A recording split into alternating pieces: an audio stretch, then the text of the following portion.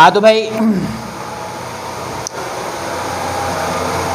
Physics मैंने आपको बताया था कि matter plus energy and interaction between them, मादा एनर्जी और उसके दरमियान बाहमी ताल्लुकात का नाम जो है वो क्या कहलाता है बेटा, फिजिक्स कहलाता है।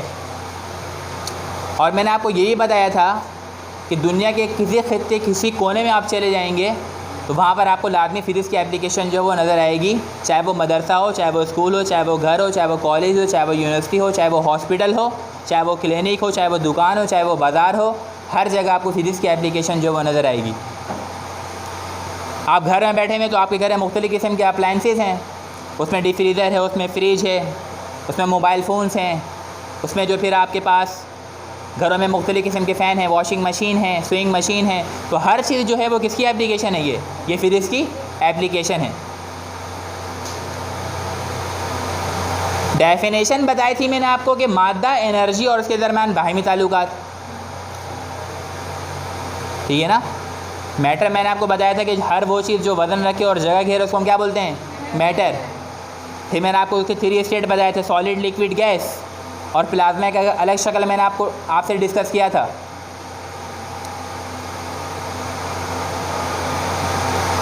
तो प्लाज्मा को मैंने बताया था कि plasma is the 4th state of matter. लेकिन नॉर्मली जो बात पूछी जाती है वो कितनी पूछी जाती है, 3। फिर सॉलिड के भाई कितने स्टेट हैं, तो सॉलिड, मैटर के कितने स्टेट हैं, solid, liquid and gas.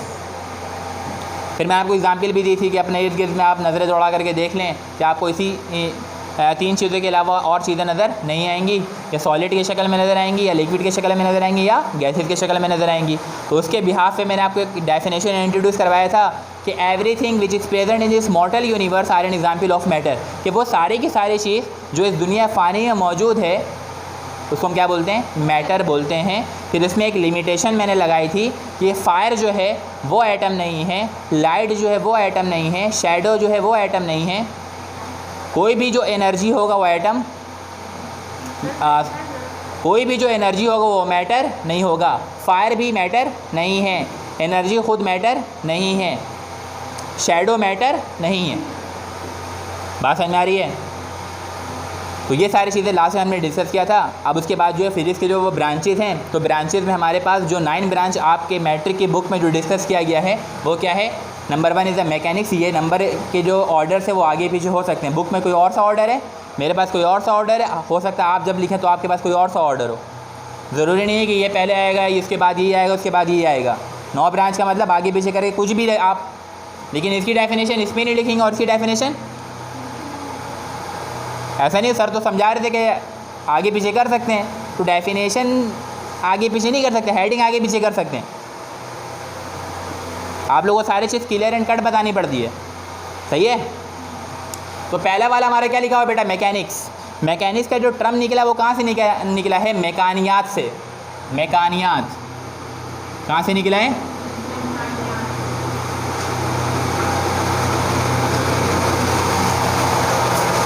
Mechanics. आप लोगों ने नाम सुना होगा कि हर गली मोहल्ले में कौन, ठीक है ना, एक दुकान होती है जहाँ पे मैकेनिक बैठा हुआ होता है, मोटरसाइकिल बना रहा होता है, जनरेटर बना रहा होता है, मुख्तलिफ़ किस्म की लाइट्स जो है वो सही कर रहा होता है, उसको हम क्या बोलते हैं, मैकेनिक। तो मैकेनिक्स जो साइंस की फिज़िक्स की जो ब्रांच है उसमें हमने क्या डेफिनेशन लिखी है कि it is the branch of physics which deals with the motion of the particles और the motion of the bodies with और without the reference of forces. तो इसके अंदर जो है वो 2 चीज़ों के बारे में आपके पास बात लिखी हुई है बेटा। एक क्या लिखा हुआ है, पार्टिकल्स, फिर उसके बाद पार्टिकल नहीं तो मैंने क्या लिखाया है, बॉडीज़, ये लिखाया है। पार्टिकल जो होते हैं वो क्या होते हैं बेटा, मासलेस होते हैं। क्या होते हैं, मासलेस। जैसे इलेक्ट्रॉन है, प्रोटॉन है, न्यूट्रॉन है, गिलियॉन है, मीसन है, ट्रिटॉन है।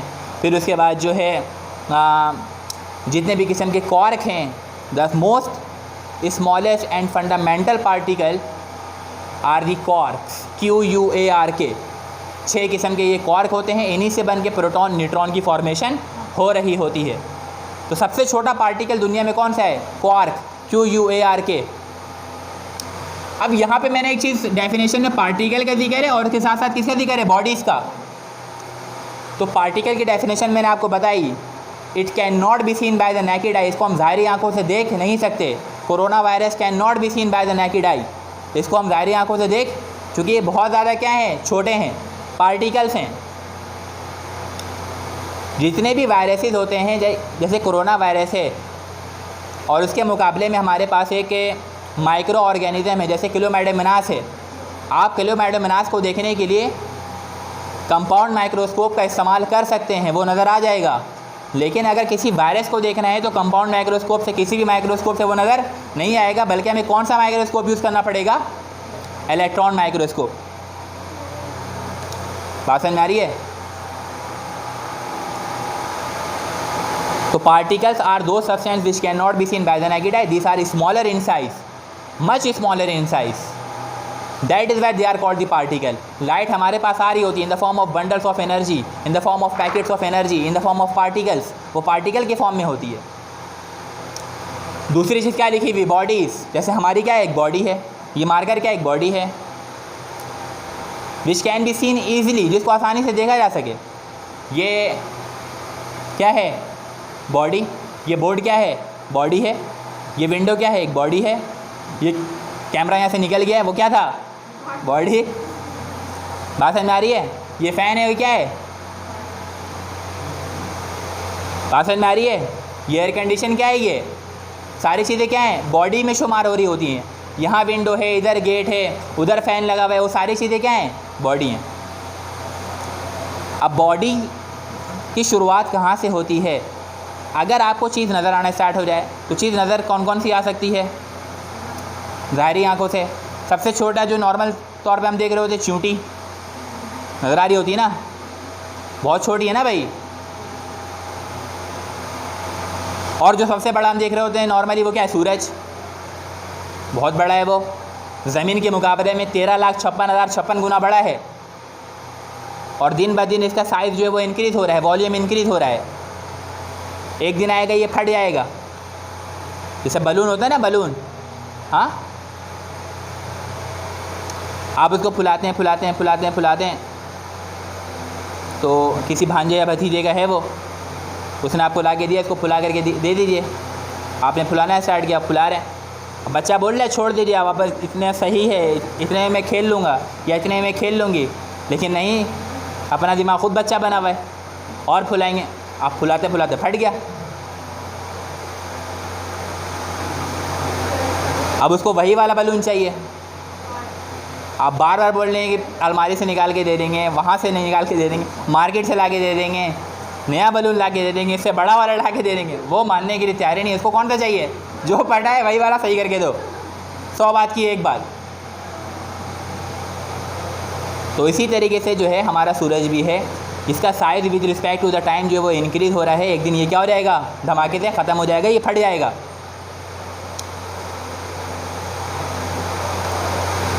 तो बात पार्टिकल से स्टार्ट हो रही है और बॉडीज़ में जा रही है। पार्टिकल मैंने बता दिया कि विच can not be seen by the naked आई, और बॉडीज़ के बारे में मैंने आपको क्या बताया कि छोटे बॉडीज़ के बारे में भी मैंने आपको बताया कि भाई एक चींटी को उठा लिया, वो क्या है, स्मॉलेस्ट बॉडी है, उससे भी छोटी चीज़ें नज़र आती हैं। चींटी के पैर भी आपको नज़र आते हैं ना, या नहीं आते? चींटी के आगे 2 एंटीना निकला हुआ होता है, वो भी नज़र आ रहा होता है। कहीं पकड़ के देखें गौर से इसको, हैं, देखे हो बेटा या नहीं देखे हो, देखा होगा ना। और इसी तरीके से जो बहुत लार्ज बॉडी है जो हमें नज़र आता है वो सूरज है। सूरज के मुकाबले में भी अल्लाह ताला ने बहुत बड़े बड़े स्टार्स बनाए हैं, लेकिन मैं उनकी बात नहीं कर रहा, वो आपकी पहुंच से और सोच से भी बहुत दूर है, आपने उसको देखा ही नहीं है। जो नज़र आ रहा है उसकी बात कर रहे हैं। सूरज ज़मीन के मुकाबले में 13,56,056 गुना बड़ा है, और सूरज के मुकाबले में ऐसे ऐसे अल्लाह ताला ने सितारे बनाए हैं जो कंप्लीट डायमंड का बना हुआ है, और सूरज के मुकाबले में तकरीबन 50 करोड़ गुना बड़ा है। एक इतना सा डायमंड किसी का हाथ लग जाए तो उसकी जो कीमत होती है वो करोड़ों में जा रही होती है। तो अल्लाह ताला ने ऐसा स्टार बनाया है जो कंप्लीट किसका बना हुआ है, डायमंड का, और वो सूरज से भी कितना गुना बड़ा है, 50 करोड़ गुना बड़ा है। तो ऐसे भी ये सारी भी चीज़ें क्या हैं, बॉडीज़ हैं, लेकिन हमें वो नज़र नहीं आ रहा, चूँकि वो ज़मीन से बहुत ज़्यादा क्या है, फासले पर है। अब बॉडीज़ और पार्टिकल जो डेफिनेशन में जिक्र किया गया है, अब डेफिनेशन की तरफ हम वापसी आएंगे कि the branch of physics which deals with the motion of the particles और the motion of the bodies with और without the reference of forces. With और without the reference of forces के माने क्या हुआ? विद और विदाउट, विदाउट यानी कि बगैर, विद यानी कि साथ। अब अगर कोई पार्टिकल है तो उसको मूव करवाने के लिए, मोशन में लाने के लिए फोर्स की ज़रूरत नहीं होती है। मैकेनिक्स मोशन के साथ डील करता है, सही है ना? मैकेनिक्स मोशन के साथ डील करता है। अगर मोशन प्रोड्यूस करवाने के लिए हम पार्टिकल की बात करेंगे तो उसमें फोर्स की रिक्वायरमेंट नहीं होती है, वो इटसेल्फ मूव कर सकता है। लेकिन अगर हम बात करेंगे बॉडीज़ के बारे में तो बॉडीज़ जो हैं कभी भी विदाउट फोर्स मूव नहीं करेगा। ये मेरे पास एक मार्कर है, ठीक है, ये मेरे हाथ पर है, सही है, ये मेरे हाथ पर मौजूद है। ये अगर हाथ में मैं फोर्स नहीं लगाऊं तो ये मार्कर मेरे हाथ में रिमेन एट रेस्ट रहेगा। लेकिन अगर इसको मूव करवाना है, मोशन में लाना है, तो पहले इस पर क्या लग रहा है? फोर्स। ये चेक करिएगा, ये फोर्स लगा, ये मार्कर कहाँ गया? ऊपर, फिर नीचे आया। तो इसका मतलब यहाँ पे क्या हो गया? एप्लीकेशन ऑफ मैकेनिक्स हो गया। ये हाथों की मूवमेंट क्या है? This called the mechanics. चलना क्या है? मैकेनिक्स। बॉडी के मुख्तलिफ पार्ट्स हैं, जॉइंट से कनेक्ट हुए हुए हैं, उन पर हम फोर्स लगा रहे हैं, बॉडी मूव कर रही है, गाड़ी मूव कर रही है, तो वो मैकेनिक्स के एक कंडीशन में है। फ़ैन मूव कर रहा है, वो मैकेनिक की क्या है? कंडीशन है। फोर्स कैसे लग रहा है उसमें? इलेक्ट्रिसिटी जा रहा है, electricity in the form of energy. वो उसके जाके कॉइल पे क्या करवा रहा है? फोर्स लगा रहा है। जब भी उसका कॉइल क्या कर रहा है? रोटेट कर रहा है।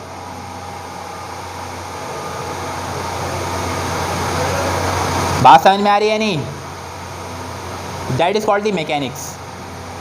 कि हम मोशन के बारे में स्टडी कर रहे होते हैं, किसके मोशन के बारे में? पार्टिकल्स के बारे में और बॉडीज़ के बारे में। पार्टिकल के मोशन के लिए हमें फोर्स की रिक्वायरमेंट ज़रूरत नहीं है। लेकिन अगर हम बात करते हैं बॉडीज़ के कंडीशन के बारे में, तो बॉडीज़ की कंडीशन में ये है तो उनको फोर्स के बगैर हम मूव नहीं करवा सकते।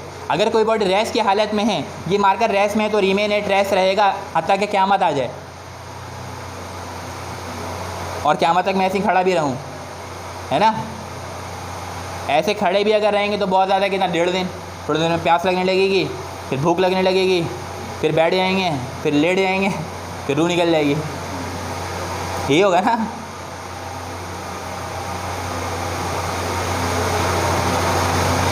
तो मैकेनिक्स में बात समझ में आ गई है, किसी को मसला नहीं है। डेफिनेशन को रट्टा नहीं मारना है बेटा, समझना बहुत ज़्यादा ज़रूरी है, समझ के पढ़ना बहुत ज़्यादा सही है। आगे चलें। तो ये था हमारा क्या? मैकेनिक्स। नेक्स्ट डेफिनेशन जो है हमारे पास किसके बारे में? इलेक्ट्रिसिटी के बारे में। Next topic is the electricity. तो जब बात इलेक्ट्रिसिटी की होती है तो इलेक्ट्रिसिटी को हम उर्दू में क्या बोलते हैं बेटा? बरके रवां। क्या बोलते हैं? बरके रवां। बर्क के माने क्या होता है? बिजली, ठीक है। ये जो इलेक्ट्रिसिटी है ना, इलेक्ट्रिसिटी, ये जो टर्म है ये निकला है इलेक्ट्रा से। किससे निकला है बेटा? इलेक्ट्रा। और इलेक्ट्रा के माने क्या होता है? चमक। जब आसमान पे बिजली कड़कती है ना तो वो क्या कहलाती है? वो इलेक्ट्रिसिटी कहलाती है। उस चमक को हम क्या बोलते हैं? इलेक्ट्रा। क्या बोलते हैं? तो फिज़िक्स की जो ब्रांच है इलेक्ट्रिसिटी, उसमें हम क्या पढ़ते हैं कि it is the branch of physics which deals with the movement of free electrons, which deals with the conduction of current, which deals with the movement of charges. किसी भी वायर के अंदर, किसी भी कंडक्टर के अंदर जब करंट मूव करता है, चार्जेस मूव करते हैं। करंट क्या है? Current is nothing but only the moving of free electron. जब फ्री इलेक्ट्रॉन किसी भी कंडक्टर में मूव करता है तो हम उसको क्या बोलते हैं? इलेक्ट्रिसिटी। और इलेक्ट्रिसिटी में जो इलेक्ट्रॉन की बात हो रही है, इलेक्ट्रॉन एक चार्ज है। इलेक्ट्रॉन के ऊपर कैसा चार्ज होता है? नेगेटिव। प्रोटॉन के ऊपर कैसा चार्ज होता है? पॉजिटिव। तो प्रोटॉन भी क्या है बेटा? एक चार्ज है। इलेक्ट्रॉन भी क्या है? एक चार्ज है। तो इसलिए हम क्या बोलते हैं? मूवमेंट ऑफ इलेक्ट्रॉन या movement of charges, that is called the electricity. ये अपने आप में एक जहान है। ये पढ़ने के लिए 20 साल लगा दे कम पड़ जाएगा। अभी सिर्फ हम हल्की सी इसकी क्या पढ़ रहे हैं? झलक, एक डेफिनेशन पढ़ रहे हैं हम कि इलेक्ट्रिसिटी भी कोई दुनिया में एक चीज़ है जो फिजिक्स की एक ब्रांच है, सही है। तो मूवमेंट ऑफ चार्जेस के बारे में और मूवमेंट ऑफ इलेक्ट्रॉन्स के बारे में जब हम डिस्कशन करते हैं तो हम फिजिक्स के ख़ास ब्रांच में करते हैं बेटा, उसका नाम क्या है? इलेक्ट्रिसिटी। सही है, आगे चलें। नेक्स्ट टॉपिक हमारा क्या बेटा? इलेक्ट्रोमैग्नेटिज्म। नेक्स्ट टॉपिक क्या है? इलेक्ट्रोमैग्नेटिज्म को ज़रा गौर से देखिएगा। ये टर्म लग रहा है अलग, इलेक्ट्रो, ये टर्म आपको अलग लग रहा होगा, मैग्नेटिज्म। यहाँ से यहाँ तक अलग टर्म है बेटा, और यहाँ से यहाँ तक क्या है? अलग है। इलेक्ट्रो मतलब इलेक्ट्रो के माने क्या हो गया? इलेक्ट्रिसिटी, है ना। और मैग्नेटिज्म खुद किससे निकला होगा? साफ नज़र आ रहा है किससे निकला होगा? मैग्नेट से, है ना। तो ये होता है जब भी हम किसी भी एक मेटल पर करंट गुजारते हैं, ठीक है ना, और करंट गुजारने के नतीजे में वो वाला मेटल मैग्नेटिक प्रॉपर्टी हासिल कर ले। क्या कर ले? मैग्नेट में क्या होती है? अट्रैक्शन और रिपल्शन। वो अट्रैक्ट भी करता है और रिपल भी करता है, यही काम होता है ना, चीज़ों को अट्रैक्ट करता है। लेकिन कौन सी चीज़ों को अट्रैक्ट करता है बेटा? Ferromagnetic substance. कौन सी सब्सटेंस को? फेरोमैग्नेटिक। फेरोमैग्नेटिक का मतलब क्या है? The substance which can behave like a magnet when it is influenced by the magnet. वो सब्सटेंस जो मैग्नेट की तरह बिहेव कर सके जब उसके ऊपर मैग्नेट के असरात डाले जाएं। अक्सर देखा होगा एक कॉमन पिन हम लेते हैं, उसको मैग्नेट के ऊपर रब करते हैं। रब करने के बाद जो है ना, नॉर्थ से साउथ एक तरफ या साउथ से नॉर्थ, जब हम उसको रब करते हैं तो रब करने के नतीजे में क्या होता है? वो एक मैग्नेटिक प्रॉपर्टी हासिल कर लेता है। उस पिन को आप दूसरे वाले पिन पे अटैच करेंगे तो दूसरे पिन को वो उठा लेगा। उसको डीमैग्नेटाइज भी कर सकते हैं, उसका मैग्नेटिज्म ख़त्म भी कर सकते हैं। अगर आपने नॉर्थ से साउथ रब किया था तो उसको डीमैग्नेटाइज करने के लिए लेट सपोज 10 मरतबा आपने जो है ना रब किया था नॉर्थ टू साउथ, और उसको जब डीमैग्नेटाइज करना है तो साउथ से नॉर्थ हम क्या करेंगे? उसको रब करेंगे। लेकिन कितने टाइम? 10 टाइम, 10 टाइम्स ही करेंगे। अगर 11वें मरतबा कर देंगे तो फिर मैग्नेटाइज हो जाएगा, क्योंकि 10 मरतबा वो उसने हासिल किया ना मैग्नेटिक पावर नॉर्थ से साउथ की। आप साउथ से नॉर्थ आप रब करेंगे 10 मरतबा तो वो डीमैग्नेटाइज हो गया। लेकिन 11वें मरतबा करेंगे तो दोबारा एक मरतबा क्या हो जाएगा? वो मैग्नेटाइज हो जाएगा। इसी तरीके से एक आपके पास कोई कंडक्टर है, एक सिलेंड्रिकल बॉडी, कोई कंडक्टर है लोहे का, आयरन का, उसमें आपने क्या किया? बहुत सारे वायर की बॉन्डिंग करवा दी, ठीक है, वायर को लपेट दिया बहुत सारे, फिर उसमें से करंट गुजारा। तो करंट गुजारने के नतीजे में ये अंदर वाला आयरन जो होता है वो फेरोमैग्नेटिक होता है, ये मैग्नेट की तरह बिहेव करने की प्रॉपर्टी रखता है। तो जब इसमें से करंट पास होगा, जब इसमें से करंट गुजरेगा तो करंट गुजरने के नतीजे में 5 मिनट, 10 मिनट, 15 मिनट, 20 मिनट के बाद इसके अंदर एक प्रॉपर्टी आ जाएगी, वो मैग्नेट की प्रॉपर्टी होगी, ये मैग्नेटाइज हो जाएगा। ऐसे मैग्नेट को हम क्या बोलते हैं? इलेक्ट्रोमैग्नेट। यानी कि इलेक्ट्रिसिटी पास करवाने के बाद ये सब्सटेंस क्या बना है? मैग्नेट बना है। तो इसीलिए इसको क्या बोलते हैं? इलेक्ट्रोमैग्नेटिज्म। डेफिनेशन में हमने क्या लिखा है? The branch of physics which deals with the conversion of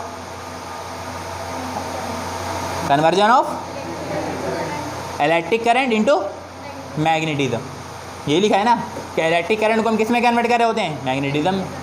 और इससे बनता है क्या? इलेक्ट्रोमैग्नेट्स बनते हैं। इलेक्ट्रोमैग्नेट्स कहाँ इस्तेमाल होते हैं? बहुत ज़्यादा स्ट्रॉन्ग मैग्नेट होते हैं, ये इंडस्ट्रीज़ के अंदर इस्तेमाल होते हैं। हैवी ऑब्जेक्ट को, कार को, मोटरसाइकिल को, इन तरीके की चीज़ों को हम उनको खींचने के लिए, उठाने के लिए, हैवी ऑब्जेक्ट्स को उठाने के लिए, ठीक है ना, लिफ्ट करने के लिए हम इलेक्ट्रोमैग्नेट का इस्तेमाल करते हैं। तो ये जो हमारा टॉपिक था वो क्या था? इलेक्ट्रोमैग्नेटिज्म। ये बात भी समझ में आ गई? आगे चलें, आगे चलें। कुछ बोलेगा नहीं आप लोग? हाँ आगे चले भाई। हाँ भाई,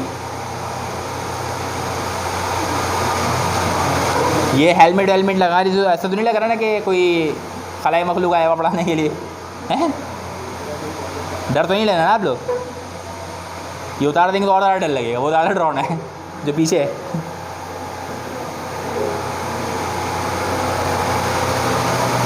नेक्स्ट क्या है बेटा? Solid state physics. Solid, solid के माने क्या होता है? ठोस। डेफिनेट शेप होता है, डेफिनेट वॉल्यूम होता है इसका, होता है या नहीं? तो सॉलिड टाइप मटेरियल के बारे में स्टडी करना, उसकी प्रॉपर्टीज़ के बारे में स्टडी करना, वो कितना ज़्यादा हार्ड है, वो कितनी ज़्यादा जो है ना स्ट्रेंथ रखता है, वो कितने डायमेंशन पर है। डायमेंशन से मुराद क्या होता है, जैसे कोई भी ऑब्जेक्ट है ना वो 3 डायमेंशन में मौजूद होता है, एक्स, वाई और जेड। एक्स कौन सा होता है, ये वाला, ये क्या कहलाता है, x along the x axis, क्या कहलाता है बेटा ये। और ये कहलाता है इसके ऊपर परपेंडिकुलर होता है, वो क्या कहलाता है। और यहाँ पे भी एक परपेंडिकुलर होता है, वो क्या कहलाता है। तो ये हमारा क्या बना है, एक्स, ये वाई और ये जेड। तो कोई भी सॉलिड ऑब्जेक्ट जो होता है वो 3 डायमेंशन पे मौजूद होता है। इसकी एग्जांपल यूँ है कि एक तरबूज है, क्या है, तरबूज को आप यूँ भी काट सकते हैं, नहीं काट सकते, यूँ भी काट सकते हैं, यूँ भी काट सकते हैं, जैसे मर्ज़ी। लेकिन उसी तरबूज को अगर आप किसी कॉपी में ड्रॉ कर दें, या कोई एक बॉल है उसको आप कॉपी में ड्रॉ कर दें, तो कॉपी में 3D इफेक्ट हम शो करते हैं, लेकिन वो 3D उसका फेस होता नहीं है। मतलब जैसा आप तरबूज छुएंगे तो आपको चारों तरफ उसके एक फेस मौजूद नज़र आएगा, लेकिन कॉपी में अगर आप उसको छूना चाहेंगे तो वैसा वो नज़र, बात समझ में आ रही है। तो ये फ़र्क होता है सॉलिड ऑब्जेक्ट में और 1 डायमेंशन और 2 डायमेंशन ऑब्जेक्ट में। सॉलिड हमारे पास क्या होता है, 3 डायमेंशनल। तो डायमेंशन से मुराद डायरेक्शन है, उसकी एक्स डायरेक्शन है, उसकी वाई डायरेक्शन है, उसकी जेड डायरेक्शन है, सही है। इस बिल्डिंग को बनाने के लिए डायमेंशन का इस्तेमाल किया गया है। जैसे फर्स्ट कर लेते, ये जो एक एक्स डायरेक्शन हो गया, ये नीचे की तरफ आ रहा है, ये क्या हो गया, वाई डायरेक्शन हो गया, और एक कहाँ जा रहा है, इस तरफ, तो ये क्या हो गया, जेड डायरेक्शन। तो एक्स, वाई और जेड, इसमें से कोई सा भी एक डायरेक्शन आप हटा दीजिए तो बिल्डिंग खड़ी नहीं होगी। तो ये बिल्डिंग भी क्या है, सॉलिड मटेरियल है ना। तो ऐसे चीज़ों के बारे में स्टडी करने के हम जब हम करने जाते हैं तो वो किस में कर रहे होते हैं बेटा, सॉलिड स्टेट फिजिक्स में कर रहे होते हैं। ये बात भी समझ में आ गई, सॉलिड स्टेट फिजिक्स। अब उसके बाद नेक्स्ट हमारा क्या है बेटा, न्यूक्लियर फिजिक्स, ठीक है ना। न्यूक्लियर फिजिक्स में मैंने आपको बताया है कि न्यूक्लियस का स्ट्रक्चर और उसकी प्रॉपर्टीज़, ठीक है ना। तो न्यूक्लियस के जो स्ट्रक्चर है उसको बताया जाता है कि एटम का जो स्ट्रक्चर जो बताया जाता है वो बताया जाता है स्फेरिकल इन शेप। कैसा बताया जाता है, स्फेरिकल इन शेप। और न्यूक्लियस जो होता है, हर एटम का अपना क्या होता है, न्यूक्लियस होता है या नहीं, हर एटम का अपना क्या होता है। उस न्यूक्लियस के अंदर प्रोटॉन होता है और न्यूट्रॉन होता है या नहीं। इस तरीके की डायग्राम आप लोगों ने 9 में बनाए होंगे ना केमिस्ट्री में। इसके अंदर क्या है भाई, प्रोटॉन है और न्यूट्रॉन है। प्रोटॉन की तादाद है और कितनी है, न्यूट्रॉन की तादाद होती है इसके अंदर। फिर इसके मोनोमर शेल एक बनाते हैं। यहाँ पे क्या है भाई, यहाँ पे एक इलेक्ट्रॉन जो है वो क्या कर रहा है, रोटेट कर रहा है। तो इलेक्ट्रॉन जो है वो शेल के न्यूक्लियस से बाहर है, शेल में अपने ऑर्बिट में क्या कर रहा है, वो रोटेट कर रहा है। और प्रोटॉन और न्यूट्रॉन कहाँ रहते हैं, अंदर। तो बाहर वाला क्या है, ऑर्बिट है या शेल है, दोनों ही है, मैं बता रहा हूँ, ऑर्बिट है या शेल है। और जब हम बात करते हैं किसकी, जो इनर वाला है, ये क्या कहलाता है, ये कहलाता है न्यूक्लियस। क्या कहलाता है बेटा, क्या कहलाता है ये। तो इस न्यूक्लियस का जो डायमीटर होता है, डायमीटर मतलब यहाँ से लेकर के यहाँ तक का फासला, ठीक है। एक ऐसी लाइन जो सर्किल के 2 पॉइंट को टच करे और सेंटर से पास हो, उसको हम बोलते हैं डायमीटर। तो सर्किल के 2 पॉइंट को टच कर रहा है ये, और सेंटर से पास होना लाजमी है, तो उसको हम क्या बोलते हैं, डायमीटर। तो डायमीटर जो है किसी भी न्यूक्लियस का, आपके बुक में बताया गया है कि वो तकरीबन होता है 10⁻⁻14 metre. This is the diameter of the nucleus. कि किसी भी न्यूक्लियस का डायमीटर जब आप कैलकुलेट करते हो तो उसका डायमीटर कितना आता है बेटा, 10⁻⁻14 मीटर। तो न्यूक्लियस के स्ट्रक्चर के बारे में स्टडी करना, उसकी प्रॉपर्टीज़ के बारे में स्टडी करना, तो उसका स्ट्रक्चर किस तरीके का है, ठीक है, उसका शेप किस तरीके का है, उसमें क्या प्रॉपर्टी है, वो कितना ज़्यादा ख़तरनाक है, बात समझ में आ रही है।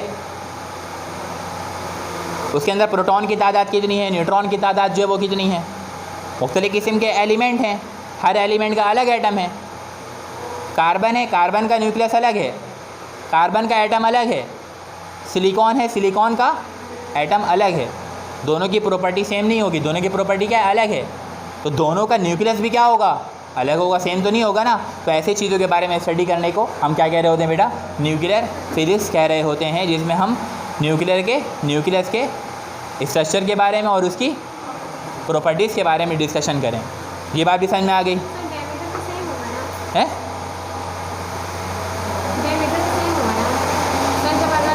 क्या चीज़ बोलिए ना, जो भी है। डायमीटर डिपेंड करता है उसके एटॉमिक मास के ऊपर, सही है। अप्रॉक्सीमेटली हम कितना बोलते हैं, अप्रॉक्सीमेटली, एग्जैक्टली इक्वल नहीं है। 10⁻⁻14 मीटर आप लोगों को समझ में आता है ये कितना होता है, बहुत ज़्यादा या बहुत कम है, पहले इतना बता दीजिए। 10⁻⁻14 बहुत ज़्यादा है, बहुत कम?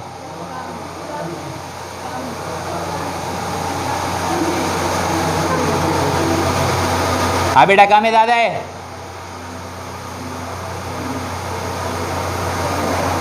हाँ भाई, कम है या ज़्यादा है? बेटा क्या रोज़ा रखेंगे आप लोग? रमज़ान का मौसम थोड़ी चल रहा है, मुंह से आवाज़ ही नहीं निकल रही है। मैं इतना चिल्ला के एनर्जेटिक होकर पढ़ा रहा, आप लोग बोल ही रहे नहीं है। डर लग रहा है क्या मुझसे?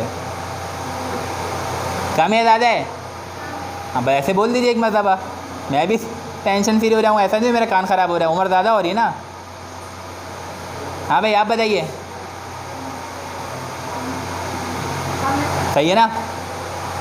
देखो 10⁻⁻14, 10⁻⁻14 का एक्चुअल मतलब क्या होता है, -14 है ना। तो अगर मैं इसको मैथमेटिक्स के टर्म में लिखूँगा यूँ करके, तो ये हो जाएगा 10⁻+14, 10⁻+, यानी कि 1 रुपये को, ये 10⁻14 बहुत ज़्यादा है। एक हम लेते हैं 10⁸। अगर आपके पास 10⁻⁻8 हो, 10⁻⁻8, इसको अगर मैं डिवाइड में लेके जाऊंगा तो ये जो पावर नेगेटिव का वो क्या हो जाएगा, पॉजिटिव। तो ये 1 डिवाइड में क्या हो जाएगा, 10⁻+8। तो +8 के माने ये होता है कि एक होता है इकाई, एक होता है दिहाई, फिर सैकड़ा, फिर हज़ार, फिर 10,000, फिर लाख, फिर 10 लाख, फिर उसके बाद करोड़। तो 10⁸ का मतलब क्या हो गया है, करोड़। यानी कि आपके पास 1 रुपये हैं, आपसे कह रहे हैं उसको 1 करोड़ लोगों में डिवाइड कर दीजिए। तो अगर 1 रुपया जेब से निकाल के मैं इसको दे दूं तो ना इसके ख़ानदान पे कोई असर पड़ेगा, ना इसके ऊपर कोई असर पड़ेगा। हो सकता है बाहर जाते हैं फेंकते ही चले जाए। लोग फ़कीर को आजकल 1 रुपया नहीं देते हैं, है ना, कम से कम 5 या 10, या अल्लाह ताला ने जिसको जितनी तौफीक दी है वो अपने हिसाब से देता है। तो ये वैल्यू इतनी 10⁻⁻8, ये करोड़ों में वैल्यू छोटी हो रही है, और ये 10⁻⁻14 है, तो ये उससे भी ज़्यादा क्या होगी, छोटी होगी। बात समझ में आ रही है? तो न्यूक्लियस जो एटम है वो तो ख़ुद नज़र नहीं आता है, उसको देखने के लिए आपको इलेक्ट्रॉन माइक्रोस्कोप चाहिए, इतना ज़्यादा छोटा है। तो उसके अंदर जो न्यूक्लियस है वो कैसे नज़र आएगा, तो वो भी जाहिर सी बात है उससे छोटा होगा। बात समझ में आ रही है नहीं? आगे चलें। एटॉमिक फिज़िक्स, तो एटॉमिक फिज़िक्स भी बिल्कुल कैसे है, एटम के स्ट्रक्चर के बारे में स्टडी करना, एटम की प्रॉपर्टीज़ के बारे में डिस्कशन करना। एटम का स्ट्रक्चर किस तरीके का होता है, लोगों ने बताया एटम जो है वो स्फेरिकल इन शेप है, सही है ना। उसके अंदर जो है वो न्यूक्लियस होता है, न्यूक्लियस में प्रोटॉन और न्यूट्रॉन की तादाद है। आरी बात समझ में? डिफरेंट किस्म के जो एटम्स है वो डिफरेंट किस्म के फंक्शन शो करते हैं, कुछ कलर शो करते हैं। जैसे लेज़र है, लेज़र जो है वो एक पिगमेंट शो करता है रेड कलर का, तो वो भी एटॉमिक फिजिक्स की बदौलत डील कर रहा होता है। बात समझ आ रही है नहीं? तो ये सारी प्रॉपर्टीज़ जो हम किस में डिस्कस करते हैं बेटा, एटॉमिक फिजिक्स में कर रहे होते हैं। उसके बाद प्लाज्मा फिजिक्स है। प्लाज्मा फिजिक्स में मैंने आपको बताया था हाईली आयोनाइज सब्सटेंस के बारे में डिस्कशन करते हैं, सही है। हाईली आयोनाइज से मुराद क्या है, मॉल्टन स्टेट, किसी को बहुत ज़्यादा टेम्परेचर या हीट दे करके हम उसको क्या कर देते हैं, उसके आयन में डिकम्पोज कर देते हैं, उसके चार्जेस में डिकम्पोज कर देते हैं। उसके बारे में डिस्कशन करना हम क्या बोल रहे होते हैं, प्लाज्मा फिजिक्स। उसके बाद in the end that is called the biophysics.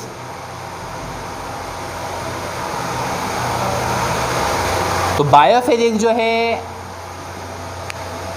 Physics की हेल्प से, फिजिक्स के हेल्प से बायोलॉजी के अंदर इन्वेंशन करना। जैसे कि किसी को आई की प्रॉब्लम हो गई, किसी को करीब का नज़र आ रहा है, किसी को करीब का नज़र नहीं आ रहा है, किसी को दूर का नज़र आ रहा है लेकिन करीब का नज़र नहीं आ रहा, तो फिर उनको क्या लगाया जाता है? लेंस। लेंस खुद क्या है? Physical substance which deals with the physics, और जिस पे लग रहा है आई के ऊपर वो क्या? एक बायोलॉजिकल बॉडी है। तो फिजिक्स की एप्लीकेशन से बायोलॉजी के प्रॉब्लम को सॉल्व करने का नाम क्या है? बायोफिजिक्स है। सही है? आपको स्टार देखना है, आपको मून देखना है, यहाँ से नज़र नहीं आएगा साफ़। आपको सूरज के अंदर का देखना है, आपको साफ़ नज़र नहीं आएगा। आपको मुख्तलिफ़ किस्म के बैक्टीरियाज और वायरसेस देखना, आपको नज़र नहीं आएगा। लेकिन हम फिर क्या यूज़ करेंगे उसके लिए? Physical instrument. फिजिकल इंस्ट्रूमेंट में कौन सा यूज़ करेंगे? कहीं पर एस्ट्रोनॉमिकल टेलीस्कोप यूज़ हो रहा है, कहीं पर कंपाउंड माइक्रोस्कोप यूज़ हो रहा है, कहीं पे जो है वो इलेक्ट्रॉन माइक्रोस्कोप यूज़ हो रहा है, कहीं पर मैग्नीफाइंग ग्लास यूज़ हो रहा है। तो उन चीज़ों को देखने के लिए जो बायोलॉजिकल थिंग हैं, हम किसका सहारा ले रहे हैं? फिजिकल ऑब्जेक्ट का। इस तरीके की चीज़ों को हम क्या बोल रहे होते हैं? वो किस में डिस्कस हो रहा होता है बेटा? बायोफिजिक्स में हो रहा होता है। बात समझ में आ गई? और एक और रहता है हमारा, that is called the astrophysics. क्या रहता है?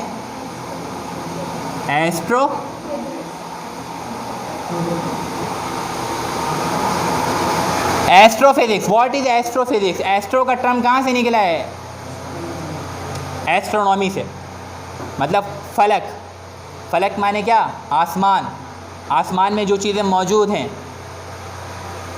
कहते हैं कि अल्लाह ताला ने आसमान में इतने ज़्यादा सितारे बनाए हैं कि जितने ज़मीन पर रेत यानी कि पत्थर यानी कि कंकर नहीं है।